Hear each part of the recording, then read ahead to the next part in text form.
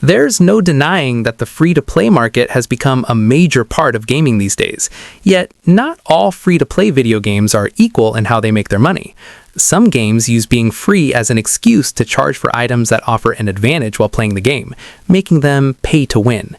Fans often look down on pay-to-win games, as they force players to spend money on a game that's supposedly free. However, there are other games that make their money off customization. Often, these legitimately free games stand as some of the best in their genre, pulling fans in for months and years after they release. Valorant was such a smash hit should be expected, as Riot Games learned how to do free-to-play games ages ago. Effectively Counter-Strike, but with hero shooter elements, Valorant has been a hit from day one, creating a great casual and competitive scene. Offering 28 different agents and almost a dozen different modes, players can lose dozens of hours mastering Valorant. Valorant might have some disgustingly exorbitant prices in its free-to-play model, but it's certainly far from pay-to-win. There are no advantages to buying weapon and character skins. That's solely about players wanting to show off in battle. Even agents can be unlocked for free by players who take on their contract and earn enough Kingdom credits. Counter-Strike is one of the oldest and most respected franchises, and one of the most played games on Steam. Though fans initially bristle at the idea of a game replacing Counter-Strike Global Offensive, Counter-Strike 2 has managed to perfectly take its place as one of the most skill-intensive competitive shooters. The new game offers better graphics, more maps, and updates to many of the classic maps from Global Offensive, but retains everything else. Counter-Strike 2's success comes especially because it's not pay-to-win. While there are some people who joke about the idea of certain skins offering an edge, that's never truly been the case. Instead, everything is about how much players are able to master the game's maps. Though people complained about its similarities to another hero shooter, Marvel Rivals quickly turned into one of the most successful games of the 2020s. NetEase offers some of the most iconic characters in Marvel, allowing fans to team up with their friends and battle it out across the Marvel universe. Arguably, Marvel Rivals might even be more responsible for Marvel's popularity than post-MCU Endgame. Marvel Rivals is another game that smartly chose not to make its money off any pay-to-win microtransactions. The developer adds new characters regularly, but they're always free. Instead, the cost is once again on customization, allowing them to do some real deep cuts for characters.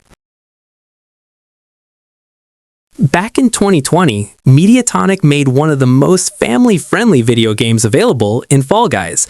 Of course, battle royales are popular, but Fall Guys does things differently, instead setting up a series of platforming challenges for players to succeed at. While a simplistic approach, they managed to reach almost 10 million gamers. Just 2 years after launching, Fall Guys went free to play with their Fall Guys Free-for-All game. It was a massive success, bringing in 5 times the previous audience. Still, the game has never been paid to win, instead focusing on letting players use showbucks to buy costumes, alternate colors, and other customization items. Valve's Dota 2 is one of the true innovators of the MOBA genre, and one of the most mature free-to-play games out there. Since its release, Valve has put out dozens of heroes as options for players. These characters allow players to constantly develop their skills as they learn to master a character and contribute to their teams meaningfully. Dota 2 is a long way from a pay-to-win game, with players having access to all the game's heroes from the beginning. Valve has even made it so that a lot of the character customization options are technically free. Players are able to buy customization items from the game's store either through playing the game or trading with other players. Rocket League originally wasn't free to play, but after its developer, Psyonix, was bought by Epic Games, they switched to the F2P model, and it was the best thing for the game. Available on every platform and free, Rocket League became an easy game for anyone to invest in, no matter their resources. The result is that the game has become one of the most popular titles on the market. A game combining racing and soccer, it seems like Rocket League would get boring, but the constant updates have constantly brought in new players, and the high skill ceiling keeps them around. They've added tons of new modes reflecting other sports, keeping people hooked the whole time. As for making money, Rocket League is based on a season pass model that grants tons of customization. This is probably for the best, as Rocket League being pay to win would shatter its balance. Warframe dates back to the early 2010s, making it another older free-to-play game. Yet, it's incredible what Digital Extremes has been able to do over the years, given that Warframe was at once mostly just about grinding through a series of levels. All this time, they've managed to overhaul the stages, update the combat, and even add in a ton of open-world environments to explore, all to improve the experience. While some have made arguments that Warframe has pay to win, the system is designed so that players who don't pay can still come out on top. Players can play to unlock armors faster, but that doesn't offer a competitive advantage in-game. That's why it's a rare free-to-play action RPG with great Steam reviews even now. Though no one saw it coming at the time, Fortnite went from a global sensation to becoming one of the most beloved multiplayer games in the world. It helped popularize the Battle Royale genre and outlived all the copycats that came after it. Yet, despite its incredible popularity, it's never been a game that needed to be pay to win. If anything, the true success is that it can run on nearly any PC. For one thing, Epic has endless crossovers to rely on. Fans will always want to add their favorite character to their roster of skins, and Epic has proven it can get pretty much any character they want. More than that, at this point, they've basically created their own console, offering a rhythm game, a racer, and a Lego game all in the same client.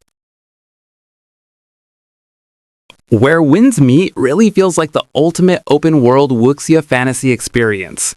It offers a gorgeous open world where it feels like literally anything is possible. Whether players are learning different weapons and skills or joining ancient martial arts sects, Where Winds Meet makes it all possible. Where Winds Meet is also missing the catch most fans might expect from a game this great. The usual gacha elements aren't present here, as players use their own personally designed character for the story. Fans looking to pay money will find that's all in the customization, which indeed has ridiculous pricing, but that's balanced out by the sheer content available. Apex Legends is one of the best free-to-play shooters ever made, and proof that a game doesn't need pay-to-win mechanics to stay competitive. Set in the Titanfall universe, Apex blends fast gunplay with smooth movement and tactical teamwork. Each legend has unique abilities, but none give unfair advantages. Victory comes down to aim, positioning, and smart decision-making.